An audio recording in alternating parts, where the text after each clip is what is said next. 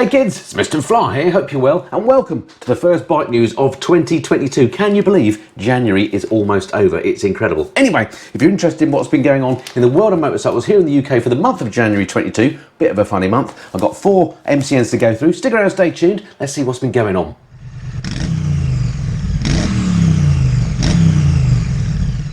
Right, before we get into the first paper, of course, don't forget towards the end of Bike News, I will be bringing you some Parish Notices. Quite a few things to cover this time and some interesting news that I think you'll want to hear. Anyway, okay, first story then up in this first paper, which has got a bit of an electric theme, if I remember right about it. First story here, Maeving RM1 is here.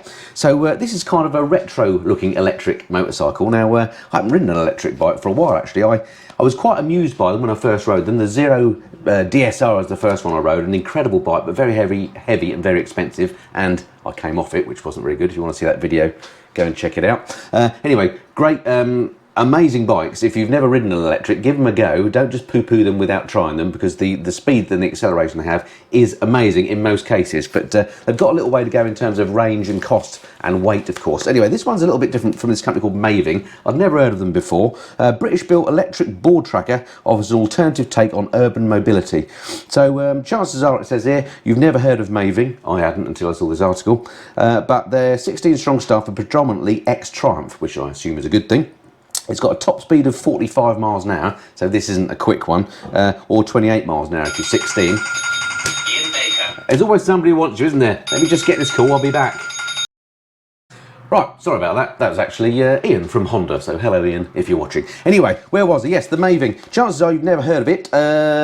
Here we go. So it's £4,995, so that is a good price for an electric bike. It comes with a single removable battery with a second available for an extra 995 quid, so £1,000 for a second battery, which does add up onto that £5 price to start with, but would be good to have 2 batteries. It's 65% of the components come from the UK, and the bikes are screwed together at Maeving's Binley Coventry unit, so I assume that means the remaining 35% come from China, but you know, show me something that doesn't have Chinese components these days, but most, it's made in the UK. 65% of the components are UK sourced, so when does a Chinese bike become a UK one? I don't know. Interested to hear what you think. Anyway, it has an 80-mile range. It'll do, as I say, 45 miles an hour and costs less than 5k. So that actually, as an urban mobility device, sounds like something pretty good, doesn't it? If you live in a town or a city, this would be ideal. And it's got this real retro look, which I'm not sure if I like or not. I think I probably do, but I'm not sure if I'd want a electric retro. What do you think about that? Is that just too much of a mix too far? I think if I had an electric bike,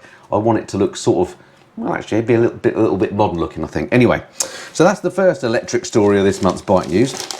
Next up, electric bike grant slashed is the headline here. Now, this is not a good bit of news. Let me tell you what it says here. So, any e-bikes costing over £10,000 will no longer receive a government grant.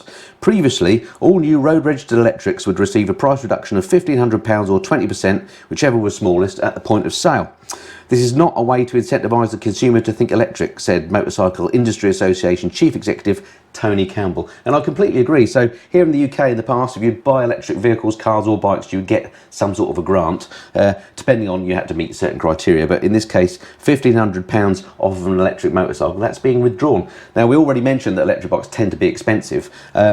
Other than the Mavic that we just saw. But by removing the grant, that doesn't seem to be something to incentivise people to buy them, does it? Especially given they are expensive to start with. So I don't know what's going on there. Not sure when this happens. It says here, grants will continue at least until 2022, 2023. So maybe if you're thinking about getting an electric bike, get one quick, because those grants are going to go at some point in the future. So that's bad news as far as I'm concerned. Right, enough about electric for the time being. Here's one of these head-to-head bike reviews that MCN do so well. This time they're pitting the BMW F850GS against the KTM 890 Adventure R. The BMW costs $12,190, the BMW $11,999. So both within 200 quid of each other. And they're both bikes that I've ridden, actually, and both bikes that I loved. Now, before I look at the verdict here, see what MCN said, the thing that I found about these bikes is that in the case of the GS, it's a lovely bike. It's got all the good stuff of the big brother GS as well. But even though this is the F850 instead of the big bike, I found it just too heavy to live with. Moving it around was hard work. It seems quite top heavy, and that's one of the beautiful things about the big brother GS, the R1250, is the weight's low down. So the F850 for me, just too heavy to live with. So that was the downside with that. So that would scrub it off my list. The KTM, on the other hand, didn't feel too heavy to move around, but it was too tall for me. I'm 5'8", sort of middle-sized fella. It was just way too tall for me to live on. I was right on my tippy toes. Amazing bike, weight nice and low actually in comparison to the BMW. Lots going for it, particularly if you want to go off-road. But my goodness me, it was tall, just again too tall for me to live with. So for me, unfortunately, neither of those bikes would do. Let's see what the verdict was that MCN gave. They gave them both, well no, they gave the KTM 4 out of 5 stars and the BMW 3 out of 5. So there is a bit of a difference there, saying that they approve of the KTM more, put it that way. Let's see what the summary is here. While the KTM is the best option for those looking for a true adventure bike, the BMW is just so much more practical for those that rarely stray into the mud. With its low seat, soft suspension and softer power, it's more suited for a wide range of riders, and its larger screen, heated grips and protected riding position mean it's much more comfortable in bad weather. Yeah, once you're riding on the BMW, it's a fantastic bike. A compromise between them both would be Triumph's Tiger 900 Rally Pro, and yeah, I completely agree with that. Out of these two and the Triumph Tiger 900, I'd take the Tiger 900 every time.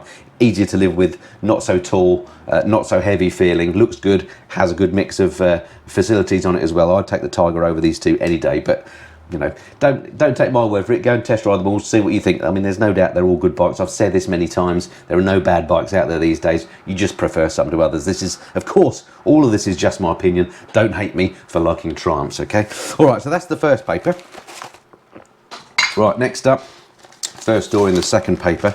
New CFMoto heading to the UK. Now, I always get a bit of a beating whenever I mention a Chinese brand, and I've not mentioned CFMoto much before, and I've never actually ridden a CFMoto. I don't know where my local dealer would be, but these are a brand that seem to be creeping up, because whenever I've seen these at shows and stuff, these seem to be a bit of a league ahead in terms of quality than other Chinese bikes I've seen, and I notice in the sales charts they're creeping up as well. CFMoto I don't think are to be ignored, and this one here now looks absolutely fantastic to me. Let's see what it says. Affordable adventurers, KTM based 800 MT gets ready to hit the UK by summer. Yeah, of course, the KTM have a joint venture with the guys that make the CFMoto. I think the engines are made in the same factory. Let's see what they've said here.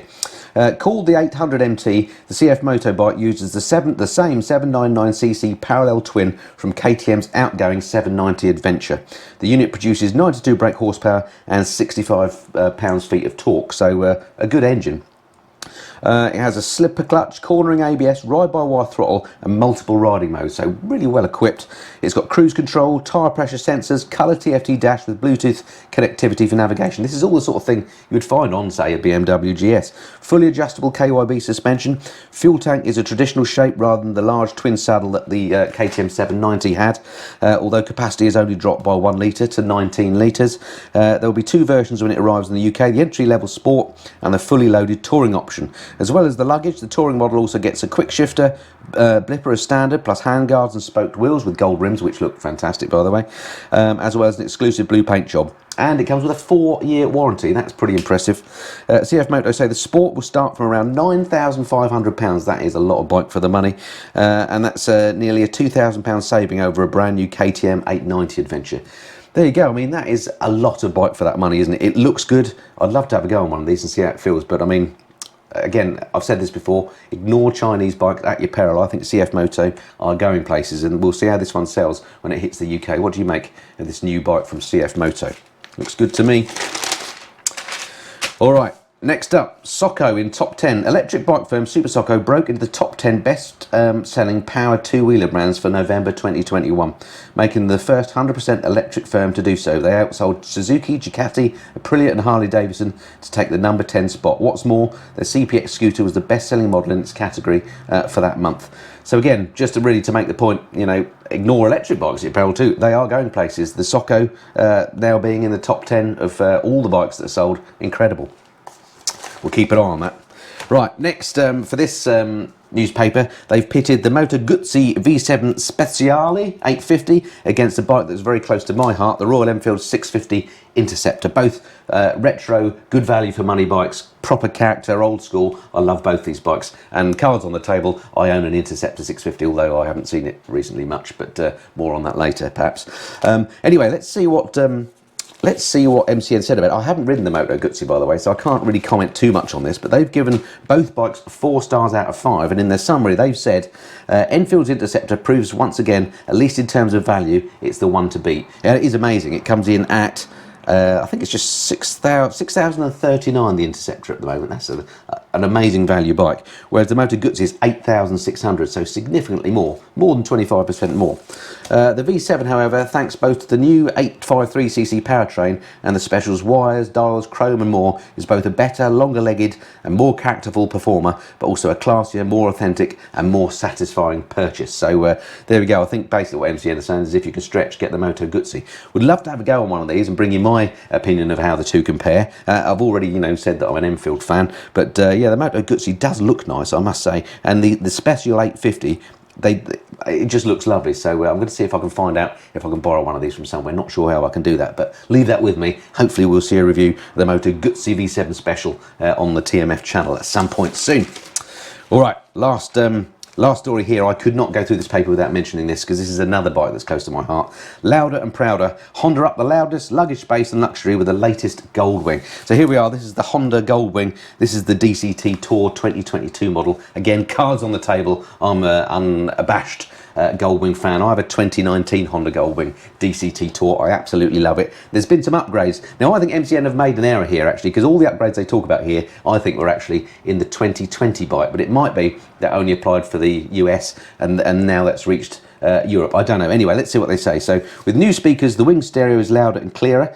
Well, speakers don't make any difference to me. My bike has 4 speakers on it. It's you know, it's an amazing thing, but I don't listen to the radio or music or anything on a bike. I just like to listen to the engine. The engine on this is fantastic. So that wouldn't matter to me. Next up, it says the top box is bigger, increased from 50 to 61 litres thanks to a taller lid. Now that is a good thing. The top box on mine is smaller than that. You can't get helmets in it. Not that I ever put helmets in my top box anyway. If I'm out on tour, it's full of me underpants and stuff. Well, cameras actually, but you get the idea. So that is a good thing. Extra pillion comfort. The passenger backrest is set at more relaxed 23 degrees than 16-degree recline. Well, maybe that's a plus point. My missus has been on the back of my Goldwing loads of times and she absolutely loves it, and at no point has she ever said, "Ooh, this backrest feels a bit upright." So again, I'm not too sure whether that's a worthwhile change, but we'll assume it is.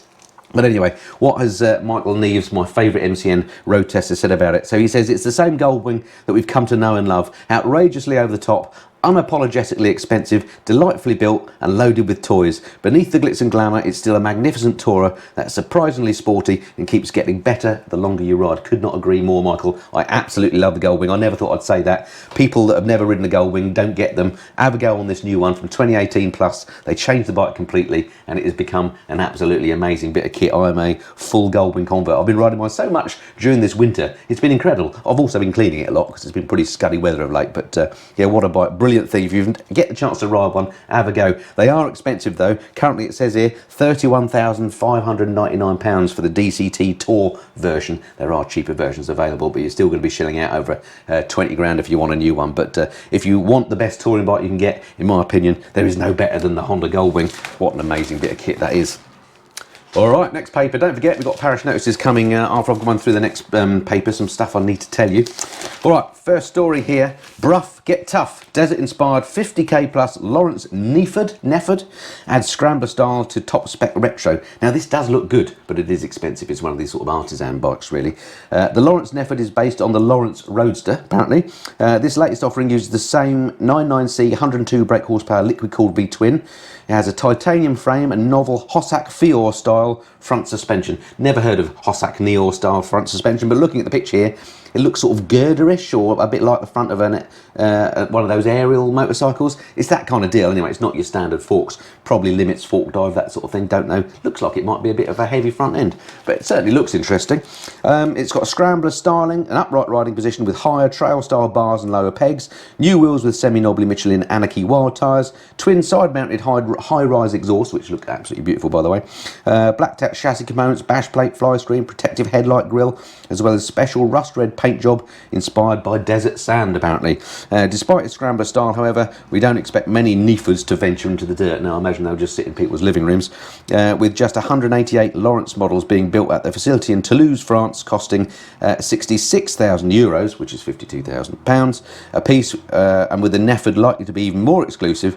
Proper scrambling is the last place we expect to see it, indeed. But again, these bikes, they're amazing, aren't they? I don't know who buys them. Presumably some people do, otherwise they wouldn't make them. But yeah, it's just a work of art, isn't it? Can you imagine going on a green lane in that? Absolutely not. What a beautiful bike. Glad it exists, but sadly, it's never going to grace my garage. Let me know if you've got one. I've never met anyone that's got a bike like this. That would be amazing. I'll come and make a video of it. That would be superb. All right, next up here. Now this is a very exciting story. Ninja ZX-4 launch ready, but will Kawasaki's new pocket rocket target the UK? So here we are. Here's the ZX-4R sports bike. Looks amazing. And the great thing about this is it's a 250cc 4-cylinder unit. Imagine how that would sound. Absolutely amazing. You could make it absolutely scream and you wouldn't be breaking the speed limit. This, I would argue, is the sort of sports bike we need more of. Anyway, let's read what MCN have said about it. Forbidden fruit is always the sweetest, and as such, Kawasaki's dual-like ZX-25R, a 250cc 4-cylinder sports bike that's offered in some Asian markets but not in the West, seems all the more desirable. I agree. Can you imagine 250cc 4-cylinder? Sorry, this one's going to be a 400 4-cylinder, but the same fun applies. Now Kawasaki are planning to launch an even more tempting machine in the form of a more powerful 400cc version, retaining all the lightweight, high-revving appeal of the original. Brilliant. There's hard evidence for the bike's existence in the form of patents filed by Kawasaki themselves. A document first published by the Japanese Patent Office in 2019 clearly states that the design is preferably applied to a vehicle having a 4-cylinder 400cc engine. Sources say the ZX-4R will sport a new nose and headlights mimicking the look of the latest ZX-10R sports bike. The ZX-4R could be capable of as much as 80 brake horsepower, which would be fantastic on the road, wouldn't it? Like the ZX-25R, the ZX-4R's main target market is likely to be Asia. But its large capacity and increased performance might be just enough to persuade the firm to jump through the type approval hoops to offer it to Western markets. So let's absolutely hope they do that. Is it just me that would love to see a 400cc 4-pot sports bike? Stick in the comments below if you'd like to see this. Let's let Kawasaki know how much we want this bike here in the UK. Wouldn't it be absolutely amazing? I just think that would be fantastic as a road rider, as a sports bike for the road rider. Brilliant stuff. Love to see that in the UK. Next up, a letter here. Tigers are hard to catch. There's a letter from Barry O'Callaghan, or an email he sent to MCN. He says, he tried to get a Triumph Tiger. I used the online configurator that was sent to the dealer, but got a response that I can pre-order with no expected delivery date, and there's nothing available to test ride until later this year. Why hype a bike you haven't built yet? And I completely agree about this, and it's not just Triumph that are guilty of this, are they? Everybody comes out with their new bike announcements, usually prior to the sort of big shows at the end of the year, the EICMAs, the NEC show, which is usually around about November time. So we hear about these things in September. We don't actually get to ride them probably until March of the next year, and then if you put an order in, you don't get it until June, July. So it's like a year until you get that bike. And then of course by the time you get the bike in, say, July, 2 or 3 months later, it's September again, they've announced the next one. So you always feel like you've never got the latest bike, or you only get 3 months to bask in that glow of having the latest and greatest machine. But there we go. I just find it's a bit rough. I don't think they should announce them until they're actually ready to roll and ready to hit the dealers. I don't know any other industries that do this sort of thing. Can you imagine Apple? Well, maybe they do this, but I don't think when they announce a new iPhone, it's usually ready within the next couple of weeks, isn't it? I don't know, it's been a while since I watched an Apple launch. But anyway, there we go. I hate the way bike manufacturers do that, and I'm not just pointing that at Triumph, as I say, they all do it. So it's just the way the cycle works. But I don't like it. I'd feel miffed if I bought a new bike and then the latest and greatest, and then a new one came out 3 months later. Right, talking of new bikes versus old, here's a great comparison that MCN have done. The new Suzuki Hayabusa that I rode last year, the 2021 model, versus the 2009 Hayabusa. This is to see, whether the new one's that much better. It says here, is Suzuki's 3rd generation Hayabusa worth 10k more than a used generation 2? I don't know. I've never ridden the original Hayabusa, so I couldn't possibly comment. However, let's see what the verdict was. I suspect I can probably guess on this one. This is from Emma Franklin. She says, Busa owners will be blown away by the new bike's performance. It's a Hayabusa, but better, and well worth a trade-up if you can afford it. When it comes to yet-to-be converted owners, I think it'd be prudent to dip a tentative toe into Hayabusa ownership with a tidy Gen 2 for $6,500. That's a lot of bike for the money, isn't it? And still get all of those core Busa values: huge power, unrivaled acceleration, traffic-stopping looks, and supreme stability, but save yourself a very handy 10 grand. I agree. I have to say, whenever I've ridden older bikes, I've always been blown away with how good they are compared to modern ones. Modern bikes are great, but they're very, very expensive, as we all know. Older ones are often 95% of the new ones, and we all, including myself, fall foul of the hype, don't we, around new bikes, which more about that in Parish Notices in a moment, so stay tuned for that. Alrighty, moving on. Last paper with looks like 4 stories in here. Hope you're hanging in there. Here we go, bumper year for biking. This is a good news story. How motorcycling is on the up despite repeated COVID lockdowns. It might be hard to fathom, but 2021 was one of the strongest years for biking in well over a decade. June to September of 2021 was standout months for bike tests, with nearly 28,000 examinations taken during the summer alone. So hopefully some new bikers coming along. It can't all be put down to pent-up demand from lockdown either, as car tests have settled back to pre-pandemic levels. The 2021 new registration stats released by the Motorcycle Industry Association show an impressive 9.3% increase over 2020 compared to just 1% in the four-wheel sector. Isn't that incredible? So I'm not quite sure why that is, but it's good news for biking. You know, the more people in it, the better as far as I'm concerned. So yeah, that's great. Nice to hear that. Let's hope it continues. Right, next story. Hot Himi, power boost on the cards for adventurous Enfield Himalayan. Now the Himalayan's a bike that I've never really liked very much. I know it's got big fans out there. It's rugged, it's good value, and it does what it's designed to do. My mate Norley, Itchy Boots, rode on a Himalayan on her first few series all around parts of the world. I mean, it's a rugged, proven machine. It's had some updates anyway. Royal Enfield are working on a hot new version of the Himalayan, according to multiple sources in India. With the firm's 650 twins proving themselves, there's been a clamour to fit the parallel twin to the Himalayan, or Himalayan as it's correctly pronounced. This isn't the plan though. They're not going to put the 650 in it. Apparently Enfield are pursuing a more powerful single around 450cc that will increase power closer to 40 bhp, keeping it A2 friendly. A considerable boost. It's currently 25 brake horsepower, so yeah, it always felt a little bit underpowered to me. 40 horsepower will be perfect for that bike, I think. We wouldn't be surprised if Enfield unveiled it later this year with a view to getting it into dealers early next year, so I think that means 2023. So yeah, we might see this. We'll keep an eye on this story, see if that one crops up. All right, next up, penultimate story. New hope for customers. Brokers rally around to help riders with MCE policies. This is incredible. A number of you wrote to me over the month about this. It's sort of a story that crept up on me. It hasn't been around a lot in the news, I don't think, but it turns out that MCE Insurance, one of the big bike insurance companies, has gone bust, and people that had policies are just told they're no longer valid. It's outrageous. I didn't know this sort of thing happened. Now, I can get onto quite a serious rant with insurance. I've just had to renew my insurance for all my bikes 2 weeks ago, and today, this morning, before I started filming this, I had to cancel one of those policies for reasons you'll hear about in bike news. I'd paid £90 for that particular policy less than 2 weeks ago, and they charged me £30 to cancel it, and they're going to send me a cheque back for £58. Only a cheque. They can't put it in my bank account. They can't put it back onto the card I paid with. I have to go to a bank to pay it back in. Why do insurance companies make things so difficult for us, and why do they always rip us off? I just think insurance is one of those last scam merchants. They seem to make it up as they go along. I've yet to find an insurance company that I find easy to do business with. Anyway, I'm getting onto a bit of a rant now. Let me stop. Let me move on. So here we are. This is the MCE story. MCE Insurance, underwriter MCE IC Limited, was placed in administration on November the 19th, and its Kroll, the administrators, have announced the intention to terminate all policies after examining the financial position of the company. This is terrible news if you're with them. Customers who have paid for their policy in full, or who have paid a monthly amount that takes them past January the 31st, could be eligible for a refund up to 90% of the unused portion of the policy from the Financial Services Compensation Scheme. Well, that's good news if that's true, but good luck getting it, because as I say, I just cancelled a policy with a company, a big company beginning with B, that is still, thriving. I'd only had the policy for 14 days, and I only got, I got what I'm going to be getting 60% back of what I paid for it after 14 days. So if you get 90% back on your MCE one, you're doing very well. Anyway, terrible story. I feel for you if you've got MCE insurance, nightmare scenario. I'd be interested to hear if you have, how you've got on, what's been going on, has it been a nightmare, have you been offered any help, what's been going on there? Let me know in the comments below. All right, last story before we get on to Parish Notices. Right to Rome. Which adventure middleweight is best for exploring the UK? Now, this is the Triumph Tiger 850 Sport, which is the sort of budget end of the Tiger 900 family, confusingly called the 850 Sport, versus the BMW F900XR TE. I've ridden both these bikes, love them both. You wouldn't go wrong with either of these bikes if you bought them. The Tiger 850 Sport, 9,400, the BMW 10,395, so basically £1,000 more for the Beamer. Really, when it comes to choosing these bikes, my advice would be just go with one you like the look of, because they're both excellent. But let's see what the verdict was here on MCN. They've given both bikes 4 out of 5 stars, which never helps your decision, does it? They need more granular scoring mechanism in MCN. I say that every week. The Tiger is ready to go exploring. With all its trinkets and gizmos, the F900XR TE could have outshone the Tiger 850 Sport, but this wasn't the case.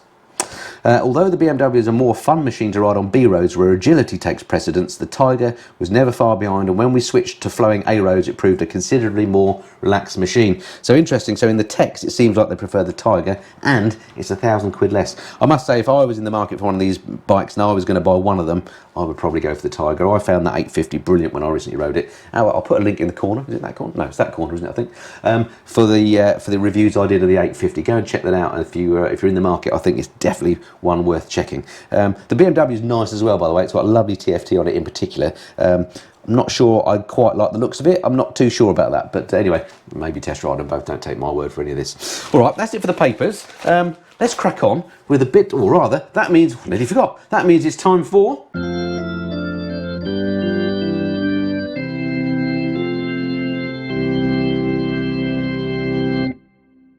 You got it, Parish Notices, great stuff. Alrighty, I've ditched the writing this down in the old school notebook method, and actually I've started to write these. Stuff comes up through the month that I think that, I must mention it to Parish Notices. So just to make sure I don't forget. First thing, big news for me personally, new sponsor on board. You may have noticed, if you're eagle-eyed for the last month, that on the front of my, and the end of my videos, you've now seen Superbike Factory have joined the channel as a sponsor, which is absolutely fantastic news. One, it's great news because it's another sponsor, that's excellent. But the really good news is Superbike Factory, an incredible organisation. They're based up north, but in fact, I think they're Europe's largest bike dealer, and in particular, they deal in motorcycles from sort of the year 2000 onwards, so it's second-hand bikes. These are exactly the sort of bikes that you're always asking, why don't I do more reviews of? The brilliant thing with this sponsorship arrangement I've got is they've said they're happy to loan me some of their bikes to do reviews on. So basically, this is incredible because they have over 2,000 bikes in stock at any one time. Check out their website. If you go and have a look, basically you name the bike that's been around in the last 20 years and they'll have a few of them in stock. So this is brilliant news. I want to hear from you. What bikes would you like me to review? I've got a few in mind, things like the original Hayabusa, maybe Yamaha VMAX, an old Phaser, Bandits, all that sort of thing, original R1, sports bikes, all that kind of stuff, proper bikes that cost well less than 10 grand, maybe less than 5 as well, that I want to ride, and hopefully will be coming up on the channel through the next months as this sponsorship continues with Superbike Factory. But if there's any particular bikes you'd like to see, let me know in the comments below. I will do my best to see if I can ride and review those for you, because I think this is where it's at. Second-hand bikes offer so much value, as I said before. It's always great to have the newest and greatest bike, isn't it? But they're not necessarily, if you spend 20 grand on the latest, I don't know, Multistrada, it's not necessarily twice as good as a 10 grand second-hand one. Anyway, watch out for more from Superbike Factory on the channel soon. I'm thrilled that they're joining, so thanks to those guys. Talking of sponsors, Image 4 Security. There's the guys that make the garage barriers that you've seen me use before. It's a brilliant bit of kit. It's a great product. They've asked me to remind you that they'll be at the Manchester Bike Show this weekend coming. So that's the 29th and 30th of Jan. And then again, if you can't go to that one, then the London Bike Show, February the 11th to the 13th. The reason I mention it is because it's always good to see products in the flesh, isn't it? And they take their barriers to those shows so you can see them actually in operation. They're lovely guys. Go and say hello to them. Tell them I sent you. And if you do buy one, do of course mention TMF50. That'll get you 50 quid off one of the Guardsman barriers, you know, on top of anything that might be happening at the shows as well. So go and check them out. Next up, somebody called Martini V8 has asked me if I could mention and give a shout out to Sam Sunderland for winning the Dakar. What an amazing effort. The Dakar is an incredible event, so to win it, I think, is that not the second time at least Sam's won it? I'm not sure. Anyway, and also to mention his two mates from Dubai, Brits David McBride and Dave Mabs, for finishing the Dakar too. Just finishing it, no mean feat, so well done, gents. That is brilliant. So yeah, my pleasure to mention them, Martini V8, and well done to the lads there for completing it as well, and of course to Sam for winning. Incredible. While I'm in thanks mode, can I say I must thank everybody that commented on the video I published on Saturday, which was the nightmare story about my Royal Enfield Interceptor, the customisation job that I've been doing on it, and the trials and tribulations I've had. If you've not seen that video, go check it out. Not sure where the link is, but go and have a look at that. It's been horrendous. I bought that bike for, you know, about 6 grand. I've spent another 8.5 grand on it so far trying to get it customised, and I still don't have the bike back. And it's taken probably about 2.5 years, well, 2 years at least, since I started the process. Anyway, the whole story's in that video. It is a sad affair. You know, get yourself a stiff drink before you watch it. But thank you everybody that commented. I was overwhelmed with the comments, as was Chris, I know as well. There was a lot of love for him shown in the comments as well. He's cracking on with the bike. It's great stuff. It's less than a week since I made that video, and already great things are happening to the bike. So I will keep you updated, and of course I'll bring you another reveal video once it's finally finished. But it's looking good at the moment. So thank you again to Chris and Grant for stepping in and helping out after that whole sorry episode unfolded. All right, next, in personal bike news, this one is also bad news. I don't know how to sugarcoat it. I'm just going to tell you, I've sold my Street Triple R. I know. I already somewhat regret it, but it's a bike that I absolutely love. But I got it MOT'd the other day, and I'd only done 200 miles in the year of it. And although I love that bike, and I've owned it from new for the last 10 years, at 200 miles a year, you know, paying for insurance, tax, servicing, MOTs, it becomes quite expensive motoring, doesn't it? So somebody, a subscriber from the channel, Rob, contacted me ages ago to say if I ever wanted to sell the bike, give him a shout. So I did just that, and Rob was true to his word. He came along on Sunday and he picked up the bike. Here's a picture of him looking very happy indeed on my bike. And I have to say, as I heard it riding down the road with Rob on it, I was thinking, I've made a terrible mistake. Anyway, the good news is Rob has said if he ever comes to sell it, he'll give me first dibs on it. So I'm gutted it's gone. I do need the space. I can't really afford to have bikes that I'm not riding that amount. So yeah, the Street Triple has gone. I'm absolutely gutted about that. I hope that I don't live to regret that decision. Chopsy told me, I told Chopsy about it, and he said, oh, you've made a terrible mistake, you're going to regret that immediately. I spoke to some other people, they said, oh, once it's gone, you'll forget about it, but I haven't forgot about it. I've thought about it every day since it's gone. Anyway, so that's that. Anyway, in better news, things coming up on the channel this month. Always like to give you a bit of an update on what's coming up. So a few videos coming up. Next Saturday is my in-depth review of the awesome BMW S1000RR sports bike. What a machine that is. Had that over the sort of Christmas holiday period for about 3 or 4 weeks. So really got to know that. My in-depth review is coming up on that on Saturday. So if you're interested in that bike, watch that. Next Wednesday, I'm publishing my first review of the Honda CRF 300L, a bike that I've wanted to ride for ages because I, as you know, used to have a 250L. I loved that bike. So I've had a crack on the 300L. Reviews of that coming up starting next Wednesday.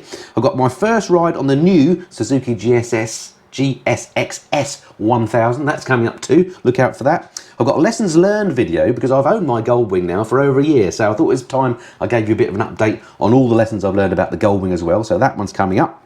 What a bike that is. I've got a bit of green laning on the CRF 300L. I thought there's no way I can have this bike and not go green laning despite my dicky shoulders. I thought I'd give it a go, so see how that one went. I've got my in-depth review of the GSX S1000 coming up. I've got my first ride of the Honda NC750X as well. I borrowed the DCT version of that bike, so look out for that. And I've got a video, having ridden that S1000RR, I've got a video considering whether I should maybe replace my Panigale 899 with one of those. So if you're interested in, you know, the sort of thought process around that, check out that video as well. That's coming up. Next bike news I've got scheduled on or around the 2nd of March. I think that's it. And yeah, so yeah, that's it for Parish Notices. So thank you very much once again for watching, as you have done this month. Thanks for all your comments. Thanks for following me on Instagram. Thanks for, you know, all the kind comments, as I say, on that Royal Enfield video as well. Very much appreciated. Most of them anyway. There were 1 or 2 that I didn't appreciate, but that's just being on the internet, isn't it? But yeah, anyway, hope you enjoyed bike news this time. Look forward to speaking to you again soon. Until then, this has been the Mist and Fly. Cheerio.